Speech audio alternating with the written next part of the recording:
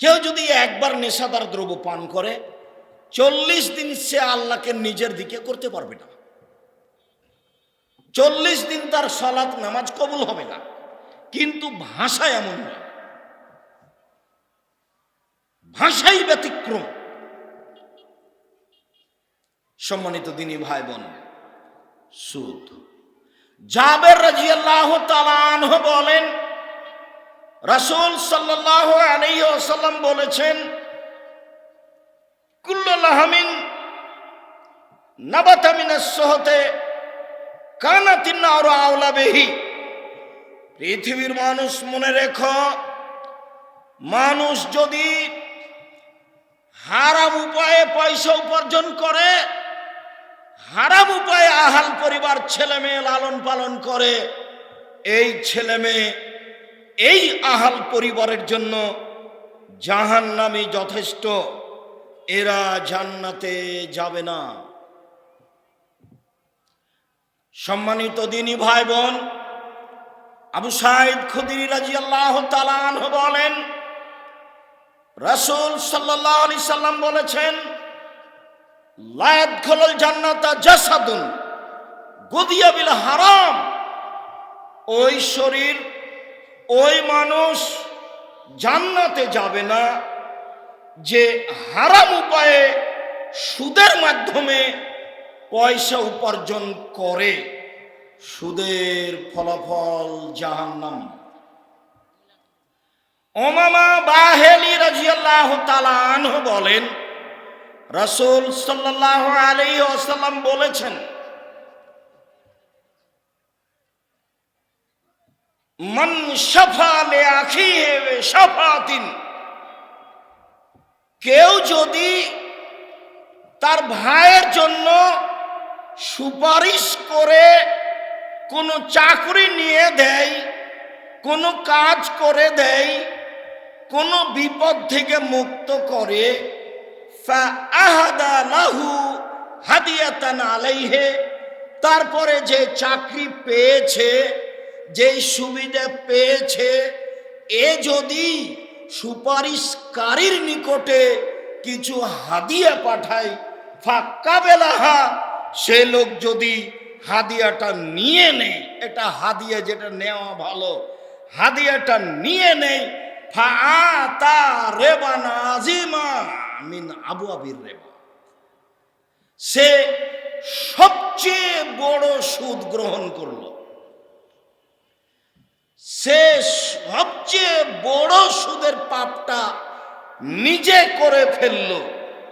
সুপারিশের বিনিময়ে কোনো কিছু নেওয়া হবে না, সেটাও সুদ। এই কথা মুহাম্মদ সাল্লাল্লাহু আলাইহি সাল্লাম বলেন।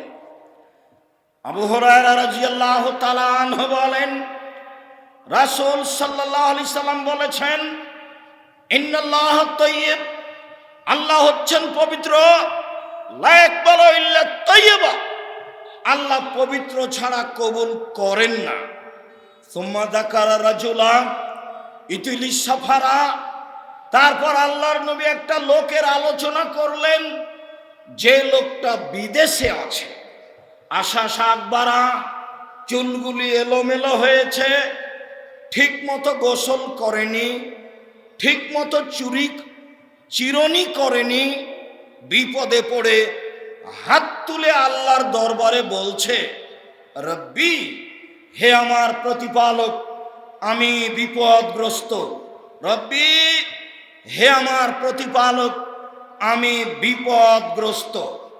মাতামহ হারাম, তার খাদ্য আছে হারাম, মাশরাবহু হারাম, তার পানি আছে হারাম, মালবাসহু হারাম, তার পোশাক আছে হারাম। আন্না ইস্তাজাবু লাহু, তার দোয়া কি করে কবুল হতে পারে? হাদিস বুখারী মুসলিম। সম্মানিত দিনী ভাই বোন, মনে রাখা ভালো হবে, সফরে থাকলে মানুষের দোয়া কবুল হয়। মনে রাখা ভালো হবে, মাজলুম নির্যাতিত ব্যক্তি দোয়া করলে দোয়া কবুল হয়, কোনো অন্তরাল থাকে না। মনে রাখা ভালো হবে, হাত তুলে দোয়া করলে দোয়া কবুল হয়, খালি হাত ফিরিয়ে দিতে লজ্জা পাই, কেমনে ফিরিয়ে দিব, যা চাচ্ছে সেটা দিয়েই দি। লোকটা সফরে আছে, মানে দোয়া কবুল হবে। লোকটা বলছে আমি বিপদগ্রস্ত, মানে নির্যাতিত, মানে দোয়া কবুল হবে। লোকটা হাত তুলে দোয়া করছে, হাত ফেরত দেওয়া হবে না।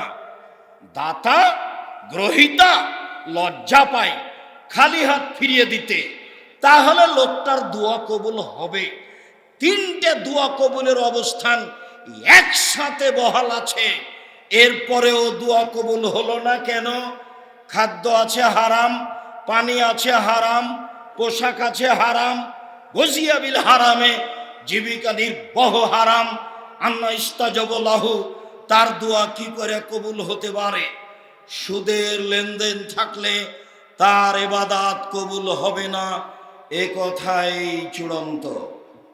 সম্মানিত দিনী ভাই বোন, খাওলা আনসারিয়া রাদিয়াল্লাহু তাআলা আনহা বলেন, আল্লাহর নবী বলেছেন, ইন্নার রিজালান ইয়াতাখাওয়াজুনা ফি মালিল্লাহি বিগাইরি হাক্কিন।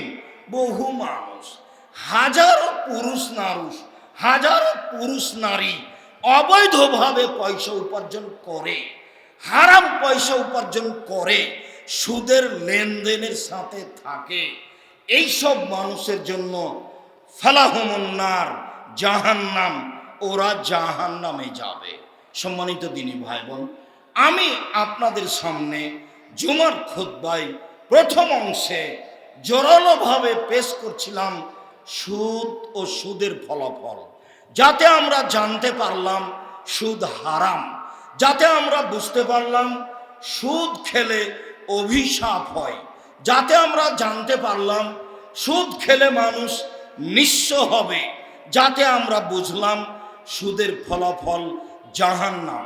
আবু হুরায়রা রাদিয়াল্লাহু তাআলা আনহু বলেন, লানা রাসূলুল্লাহ সাল্লাল্লাহু আলাইহি সাল্লাম আর রাসিয়াল মুরতাসি, যেই ঘুষ দেয় তার উপরে অভিশাপ, যেই ঘুষ নেয় তার উপরে অভিশাপ, যেই ঘুষ দেয় তার উপরে অভিশাপ, যেই ঘুষ নেয় তার উপরে অভিশাপ। অবাক হলেও সত্য, কোর্ট কাচারি, অফিস আদালত, শিক্ষা প্রতিষ্ঠান, কোর্ট কাচারি, অফিস আদালত, শিক্ষা প্রতিষ্ঠান, ব্যবসা বাণিজ্য, কোনো জায়গায় টাকা ছাড়া চলে না, ঘুষ ছাড়া চলে না। মানে মানুষ আর মানুষ হয়ে নেই, মানুষ হয়ে গেছে পশু প্রাণী। আল্লাহর নবী বললেন, বিদ্যা উঠে যাবে, মূর্খতা বর্ষণ হবে। 20 বছর পূর্বে দিনাজপুর জেলায় যত শিক্ষিত মানুষ ছিল, আজকে তার চেয়ে বেশি। তাহলে আল্লাহর নবী কি মিথ্যে কথা বলেছেন? নাউজুবিল্লাহ মিন যালিক। আল্লাহর নবী মিথ্যে কথা বলেননি, আল্লাহর নবী সত্য কথা বলেছেন, এ কথাই ঠিক। যারা হালাল হারাম বিবেচনা করে না, যারা সুদ ঘুষ বিবেচনা করে না, তারা শিক্ষিত মানুষ নয়, এ কথাই ঠিক। তারা পশু প্রাণীর মতো, গরু ছাগলের মতো, বুঝে না, ওরা অন্তর আছে বুঝে না, দেখেও দেখে না, ওরা চক্ষু আছে দেখে না, শুনেও শুনে না, ওরা কান আছে শুনে না। উলাইকা কাল আনাম, তারা পশু প্রাণীর মতো, তারা গরু ছাগলের মতো, তারা কুকুর শ্রীগালের মতো, বালহুম আযাল, বরং তার চেয়ে খারাপ। এ কথা আল্লাহ বলে, আমি বলিনি। অন্তর আছে বুঝতে হবে, চক্ষু আছে দেখতে হবে, কান আছে শুনতে হবে। আল্লাহ তাদের পশু প্রাণী বললেন না, বললেন তারা কুকুর শ্রীগালের মতো, তারা গরু ছাগলের মতো। তার মানে কুকুর শ্রীগাল কোনোদিনই সুদ ছাড়তে পারবে না, ঘুষ বন্ধ করতে পারবে না, মানুষই পারে। তাই মানুষ পশু প্রাণী নয়, পশু প্রাণীর মতো, বরং তারা তার চেয়ে খারাপ। গরুও বিবেচনা করে চলে, যেখানে ঘাস বেশি সেখানে গরু যায় না, খায় না। কেন? ঘাসের নিচে গোবর আছে, তাইও ঘাস খাবে না। পশু প্রাণীর বিবেচনা আছে। পশু রাতে রাস্তার এদিক থেকে দৌড়িয়ে ওই দিকে চলে গেল, রাস্তা দিয়ে গাড়ি যাচ্ছে, দৌড়িয়ে গেল, আটকা পড়তে পারে, তাহলে তার বিবেচনা আছে, তার হুঁশ বুদ্ধি আছে। পশু হওয়ার পরেও মানুষ যখন বিবেচনা করে না, বিবেক কাজে লাগায় না, বিদ্যা কাজে লাগায় না, তখনই মানুষ কুকুর শ্রীগেলের চেয়ে খারাপ, পশু প্রাণীর চেয়ে খারাপ। বুঝেও বুঝে না ওরা, অন্তর আছে বুঝে না, দেখেও দেখে না ওরা, চক্ষু আছে দেখে না, শুনেও শুনে না ওরা, কান আছে শুনে না। উলাইকা কাল আনাম, তারা পশু প্রাণীর মতো, তারা গরু ছাগলের মতো, তারা কুকুর শ্রীগেলের মতো। বালহুম আযাল, বরং তার চেয়ে খারাপ। এই কথা আল্লাহ বলেন। সম্মানিত দিনী ভাই বোন, সুদের ব্যাপারে, ঘুষের ব্যাপারে আজকেই সিদ্ধান্ত নিব। মানুষই পারে সিদ্ধান্ত নিতে, মানুষই পারে এই পাপ ছাড়তে। নিরাশার কিছু নয়। সুদ যত বড়ই পাপ হোক না কেন, আল্লাহর সাথে জড়িত পাপ। নিরাশার কিছু নেই। সুদ যত বড়ই পাপ হোক না কেন, আল্লাহর সাথে জড়িত পাপ। রাতে উঠে 2 রাকাত সালাত আদায় করে বলতে হবে, সুদের লেনদেন বন্ধ করলাম, আর কোনোদিন এর সাথে সম্পৃক্ত হব না, তুমি মাফ করো। আল্লাহ বলবেন করলাম। আর যদি তা বৈঠকে মানুষের সাথে বদনাম হয়ে থাকে, আর যদি হজ করতে কাবা ঘরে চলে যাই, কাবা ঘরের গিলাপ ধরে যদি বলি আমার ভুল হয়েছে, অমুকের জমি জোর করে দখল করে নেওয়া, বড় ছেলেকে জমি দেওয়া ভুল হয়েছে, ছোট ছেলেকে না দিয়ে এই ভুলটা মাফ করো, তাহলে আল্লাহ বলবে না আমি যে জুলুম করব না, আমি যে জালেম নই, তখন সে পাপ ক্ষমা হবে না। সুদের পাপ যত বড়ই পাপ হোক না কেন, মানুষের সাথে জড়িত নয়, আল্লাহর সাথে জড়িত, পাপ ক্ষমা হবে ইনশাআল্লাহ। সম্মানিত দিনী ভাই বোন, বুঝে সুদ ত্যাগ করার চেষ্টা করি। আল্লাহ তুমি তৌফিক দান করো। আল্লাহুম্মা আমিন। আল্লাহুম্মা সাল্লি আলাইহি, আল্লাহুম্মা বারিক আলাইহি।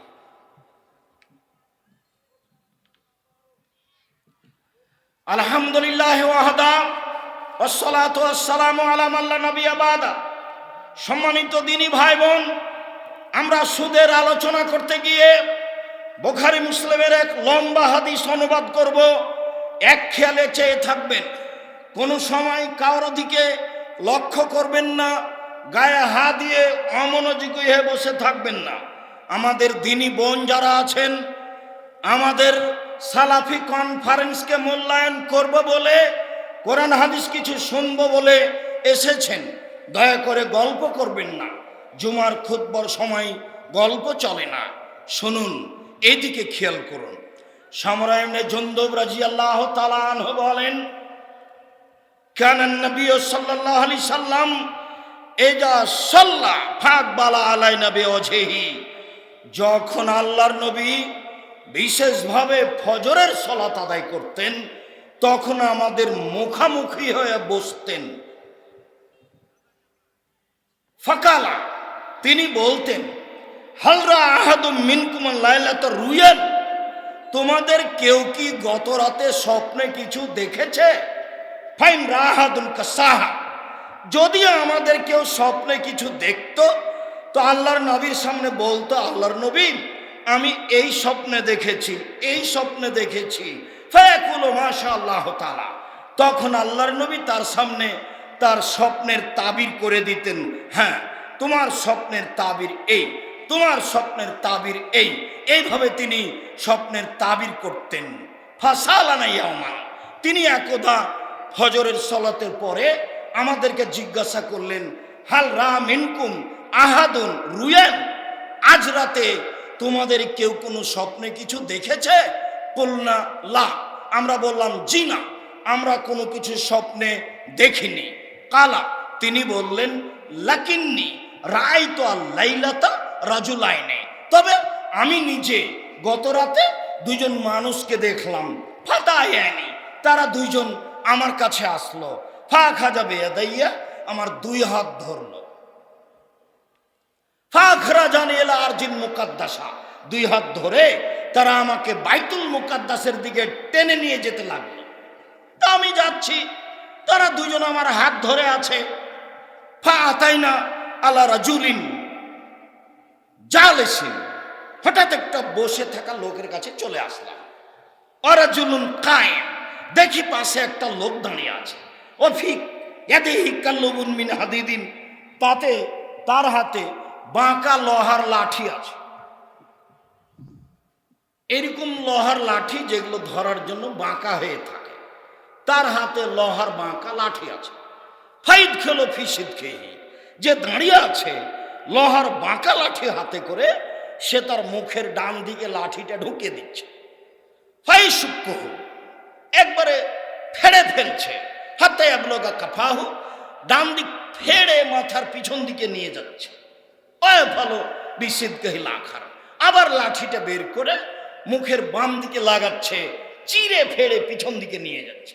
ওয় তুমি সিদ্ধ হাজা, বাম দিক চিরতে না চিরতেই দেখা যাচ্ছে ডান দিক ঠিক হয়ে গেছে।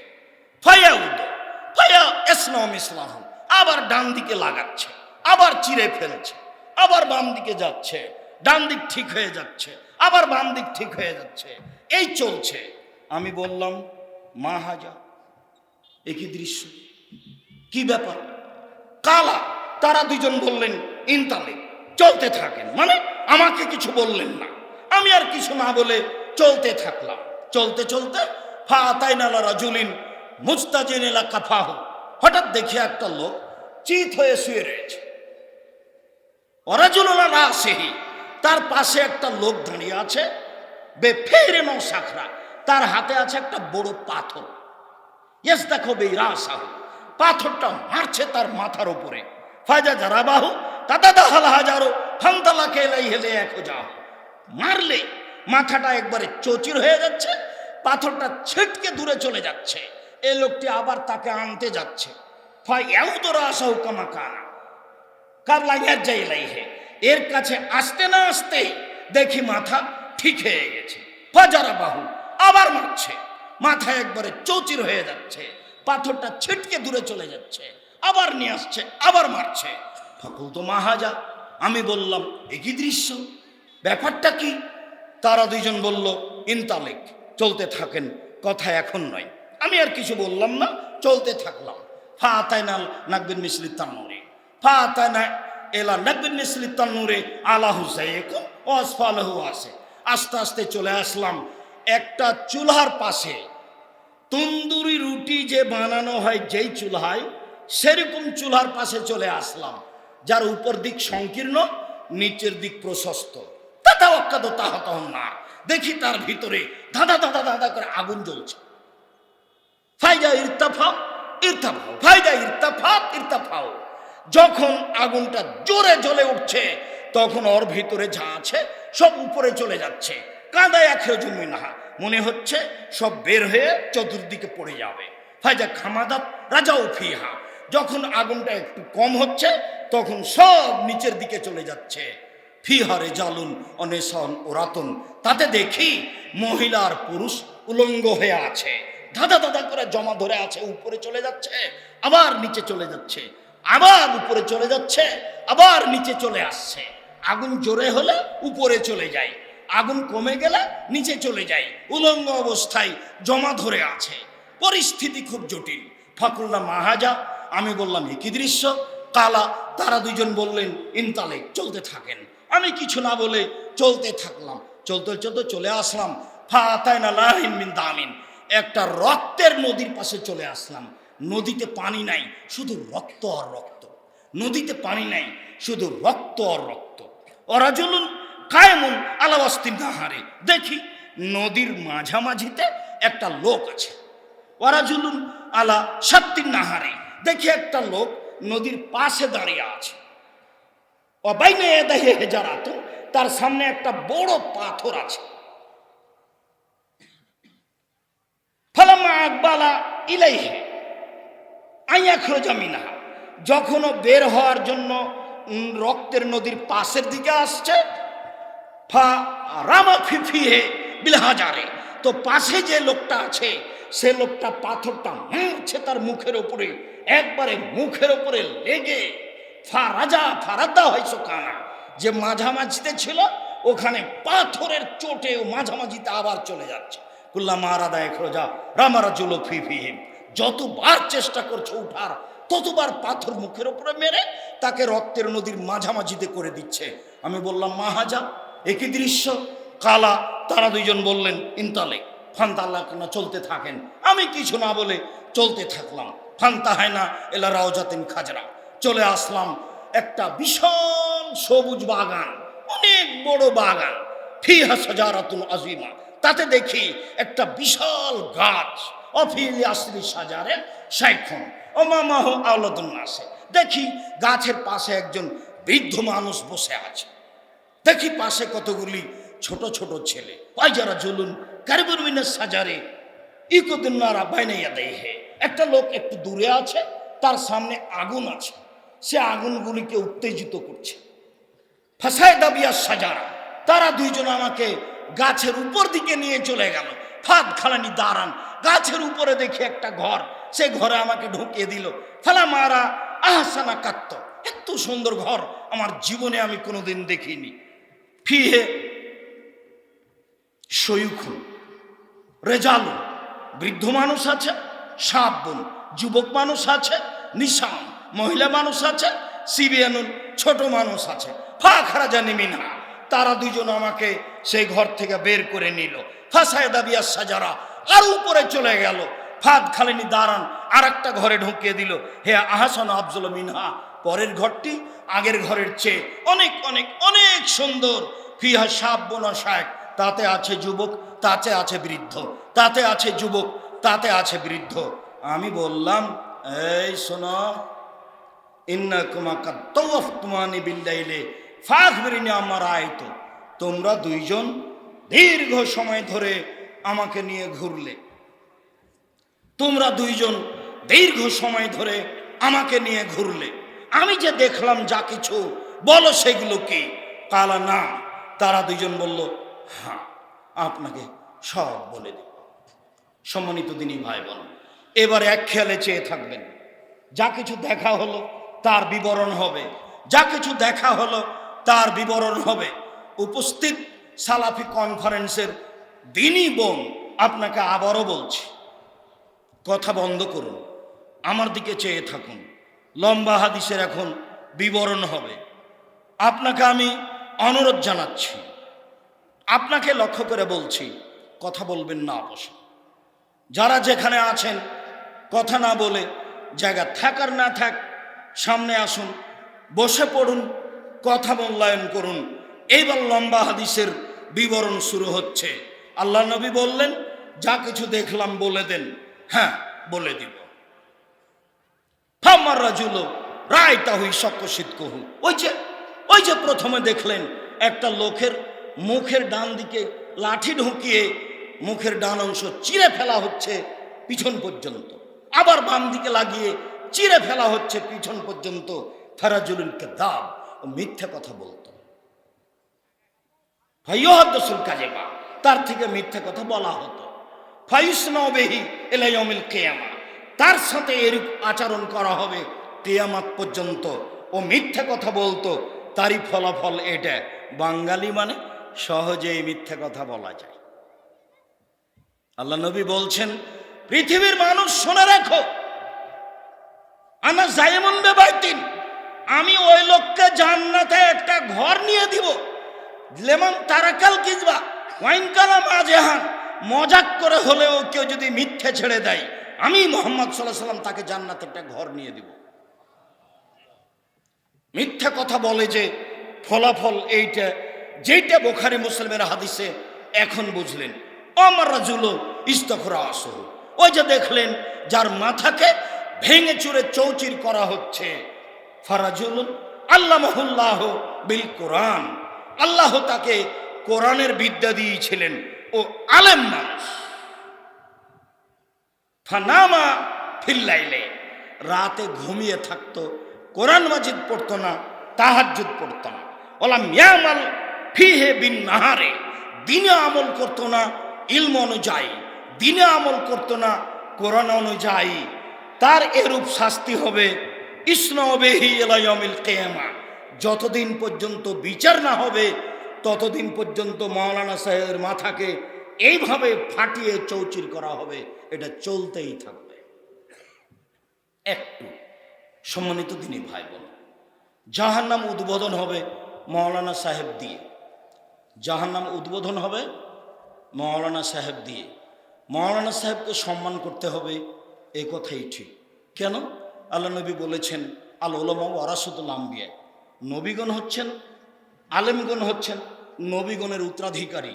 তা এখন তো নবী নেই, আলেম আছে, তাকে সম্মান করতে হবে, তাকে দাওয়াত দিতে হবে, তাকে ভদ্র ভাষায় কথা বলতে হবে, এ কথাই ঠিক। তার ব্যাপারে বিবেচনা করতে হবে, এ কথাও ঠিক। ওকে দিয়ে জাহান্নাম উদ্বোধন হবে, এ কথাই ঠিক। জিবরাইল বলছেন, আল্লাহ নবী বলছেন, জিবরাইল আমাকে উপরে নিয়ে যাচ্ছে একবার মেরাজে। দেখি অনেক মানুষ যাদের ঠোঁট এবং জিভাকে আগুনের কেচি দিয়ে কেটে দেওয়া হচ্ছে। আমি বললাম, জিবরাইল মানা হলো, একই কথা, ইন্না লিল্লাহ। কে এরা? এদের ঠোঁট এবং জিভাকে আগুনের কেচি দিয়ে কেটে দেওয়া হচ্ছে কেন? তখন জিবরাইল বললেন, হাওলাই খুতবাল উম্মতে, এরা হচ্ছে আপনার উম্মতের বক্তা, যারা বক্তৃতা করত। নেন এবার কিসসা কাহিনী বললে হবে? আল্লাহ নবী বলছেন, বাল্লিগু আন্নী ওয়ালা আয়া, পৃথিবীর মানুষ আমার একটা কথা জানা থাকলে অন্যকে বলো। মাওলানা সাহেব, দিন প্রচার করো, এটা মুহাম্মদ সাল্লাল্লাহু আলাইহি সাল্লামের আদেশ। আবার তিনি বলছেন জিবরাইলের উত্তরে, যে জিবরাইল বললেন, এরা হলো আপনার উম্মতের বক্তা, যারা বক্তৃতা করে বেড়াতো, আমল করত না। যারা আলেম আমল করে না, তাদের মাথা ফাটিয়ে চৌচির করা হবে বিচারের দিন পর্যন্ত, যা বুখারী মুসলিমের হাদিসে প্রমাণিত হয়। তারপরে ওই যে দেখলেন গর্তের ভিতরে নারী এবং পুরুষ উলঙ্গ অবস্থায় জমা হয়ে ধাঁধা করে উপরে চলে যাচ্ছে, আবার নিচে চলে আসছে। অহমদ জোনাত, তারা হলো ব্যভিচারী। আল্লাহুম্মা ইন্নী আউযু বিকা মিন আযাবি জাহান্নাম ওয়া আউযু বিকা মিন আযাবিল কবর ওয়া আউযু বিকা মিন ফিতনাতিল মাসীহিদ দাজ্জাল ওয়া আউযু বিকা মিন ফিতনাতিল মাহইয়া ওয়াল মামাত। আল্লাহুম্মা ইন্নী আউযু বিকা মিনাল মাকসামি ওয়াল মাগরাম ফাত্তাকুদ দুনিয়া ওয়াত্তাকুন নিসা। পৃথিবীর মানুষ, তোমরা দুনিয়া থেকে বেঁচে থাকো, তোমরা নারী থেকে বেঁচে থাকো। নারী বিপজ্জনক বস্তু। রাসূল সাল্লাল্লাহু আলাইহি সাল্লাম বলেন, বাইনা আনা নাইমুন, আমি একদিন ঘুমিয়ে আছি, হঠাৎ দুজন মানুষ আমার কাছে আসলো, মানে জিবরাইল মিকাইল, কথা সামনে আছে, মধ্যে ঢুকে গেলাম। আবার দুজন আমার কাছে আসলেন, ফাঁকা যাবে জবাই, আমার বাহু ধরলো, ধরে টেনে নিয়ে চলে যাচ্ছে। Fayza common আসাধ্য সাইনিতে ফাগান। হঠাৎ দেখি অনেক মানুষ ফুলে ফেঁপে বিশাল বিশাল আকৃতি ধারণ করে আছে, 30 ফুট 40 ফুট উঁচা হয়ে আছে, বিশাল বিশাল আকৃতির মানুষ। ও আন্তাহরিহান, খুব দুর্গন্ধ তাদের ভিতরে। মনে হচ্ছে যেন কান্নাহল মারাহিজ, মনে হচ্ছে যেন তারা গ্রামের টয়লেট, মনে হচ্ছে যেন তারা গণশৌচাগার, মনে হচ্ছে যেন তারা গ্রামের টয়লেট, মনে হচ্ছে যেন তারা গণশৌচাগার। এত গন্ধ, গন্ধে টিকা যায় না। আমি বললাম, জিবরাইল মানা হল্লা, এরা কারা? ইন্না লিল্লাহি। এরকম কেন? এত গন্ধ কেন? এত কেন মোটা হয়ে আছে? এরা কারা? জিবরাইল বললেন, আহমদ জোনাতা জাওয়ানি, এরা হলো ব্যভিচারী। আল্লাহ তুমি আমাদের রক্ষা করো, আল্লাহ। সম্মানিত দিনী ভাই বোন, এই যে দেখলেন উলঙ্গ অবস্থায় জ্বলছে, এ হচ্ছে জেনাকারিনী। আল্লাহ রাসূল এই কথা বলেছেন। সূত্রে একটু দুর্বলতা আছে, যেসব মহিলারা জেনায় লিপ্ত হয়, ওদের লজ্জা স্থানের গন্ধে জাহান্নামীরা জাহান্নামে টিকতে পারবে না। তারপরে ওই যে আপনি দেখলেন রক্তের নদীতে একটা লোক আছে, যতবার উঠার চেষ্টা করছে ততবার পাশের লোকটা তার মুখের ওপরে পাথর মেরে তাকে রক্তের নদীর মাঝামাঝিতে করে দিচ্ছে। আকিলুর রেবা, ও হচ্ছে সুদখোর। লম্বা হাদিসের এই বাক্যটা আজকে আমাদের সাথে সম্পৃক্ত। আজকের যে আলোচনা, সে আলোচনার সাথে সম্পৃক্ত। এই যে আল্লাহ নবী বললেন, যে জিবরাইল বললেন, ওই যে আপনি দেখলেন যেখানে রক্তের নদীতে একটা লোক আছে, পাশে তার একটা লোক দাঁড়িয়ে আছে, সেই লোক তার মুখের উপরে মারছে, তাকে রক্তের নদীর মাঝামাঝিতে করে দিচ্ছে। কুল্লামা আরাদাই খোঁজা, যতবার উঠতে চাই তার মুখের উপরে মারা হয়, তাকে রক্তের নদীর মাঝামাঝিতে করে দেওয়া হয়। ইফালো বেহিয়ালা ইয়াউমুল কিয়ামা, বিচারের দিন পর্যন্ত এইভাবে তার শাস্তি হতে থাকবে। এ হলো সুদখোর। এক টাকা সুদ খেলে 36 বার জেনা করে যত পাপ হবে, 1 টাকা সুদ খেলে তার চেয়ে বেশি পাপ হবে। 2, সুদের পাপের 70টি ভাগ রয়েছে, তার ছোট ভাগ হলো মার সাথে জেনা করলে যেমন পাপ হয়। 3, সুদ খাবে যে তাকে রক্তের নদীতে ফেলে দিয়ে পাশ থেকে তার মুখকে ভেঙে চৌচির করা হবে। বিচারের দিন পর্যন্ত সুদ চিরদিনের জন্য হারাম। এরপরে যে আপনি দেখলেন অনেক বড় একটা গাছ, গাছের পাশে একটা বৃদ্ধ মানুষ বসে আছেন, তিনি হচ্ছেন ইব্রাহিম আলাইহিস সালাম। ওই যে পাশে অনেকগুলি ছেলে দেখলেন, ওরা হচ্ছে সাধারণ মানুষের সন্তান। হিন্দু মুসলমান সবার হতে পারে, যারা বাল্য অবস্থায় মারা গেছে তারা সবাই জান্নাতে যাবে। ওরা জুলো কায়েম ইউকাদুন নারা। তার পাশে যে একটা লোক দেখলেন, একটা লোক লোহার বাঁকা লাঠি নিয়ে দাঁড়িয়ে আছে, আগুনকে উত্তেজিত করছে। ওহ মালিক ও খাজিনের নারে, ও হচ্ছে জাহান্নামের মালিক। ওহ মালিক ও খাজিন নারে, ও হচ্ছে জাহান্নামের মালিক। ওই যে প্রথম ঘরটাতে ঢুকলেন গাছের উপরে, দারো আম্মাতিল মুমিনিনা, সেটা হলো সাধারণ মোমেন পুরুষ নারীর ঘর। ফামাহাজি দারো দারু সোহদায়, এখনই যেটা থেকে আপনি বের হলেন, শুধু যুবক শুধু বৃদ্ধ, এটা হলো শহীদদের ঘর, এটা পার্সোনাল ঘর। ওয়ানা জিব্রাইল ওয়াহাজা মিকাইল। এই যে আমি আপনার ডান হাত ধরে আছি, আমি হচ্ছি জিব্রাইল। এই যে আপনার বাম হাত ধরে আছেন, ইনি হচ্ছেন মিকাইল। ফারফারা আসাক, আপনি একটু মাথাটা উপর দিকে করেন। ফারাফারা তো মাসি রাশি, মাথা আমি উপর দিকে করলাম, দেখলাম মেঘের মতো একটা ছায়া হয়ে আছে ঘর। তারা দুজন আমাকে বললেন, জাকা মানজে লোকা, এটা আপনার ঘর, জান্নাতে এটা আপনার ঘর।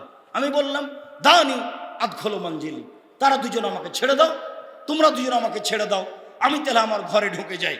তালা, তারা দুজন বললেন, না না না না না, ইন্নাহু বাকিলা কামরুন, আপনার বয়স এখনো বাকি আছে, শেষ হয়নি। এই যা ইস্তাকমাল তাহু আতাতা মঞ্জিল আকা, যখন আপনার বয়স শেষ হয়ে যাবে তখন আপনি এই ঘরে চলে আসবেন। রাহুল বুখারী, হাদিসটি আমি নকল করছি না আপনার সামনে, বুখারী থেকে। সম্মানিত দিনী ভাই বোন, লম্বা হাদিসের আংশিক কিছু ছেড়ে অনুবাদ করলাম, তাতে আমি আর আপনি কি বুঝলাম? অনেক কিছু আছে রে, তার মধ্যে যেটা জরুরি বুঝলাম সেটা হলো সুদ খায় যারা, তাদের এই অবস্থা। সম্মানিত দিনী ভাই বোন, যেসব পাপের কারণে সরাসরি জাহান্নাম ঘোষণা হয়েছে, তার একটি বড় পাপ হলো সুদ। সুদ মহাপাপ, সুদ মহাপাপ। যে কোনো মূল্যে সুদ ছেড়ে দিয়ে তওবা করতে হবে। সম্মানিত দিনী ভাই বোন, আমাদের মনে বড় সাধ, এ দেশের মাটিতে আমরা উন্নত মানের প্রতিষ্ঠান গড়বই ইনশাআল্লাহ, যেখানে ছেলে মেয়ে বাংলা, ইংরেজি, আরবি উন্নত মানের শিক্ষা অর্জন করে জাতির অন্যায়ের বিরুদ্ধে লড়বে মুখে কলমে মিডিয়ায়, সেটাই হচ্ছে জামিয়া সালাফিয়া।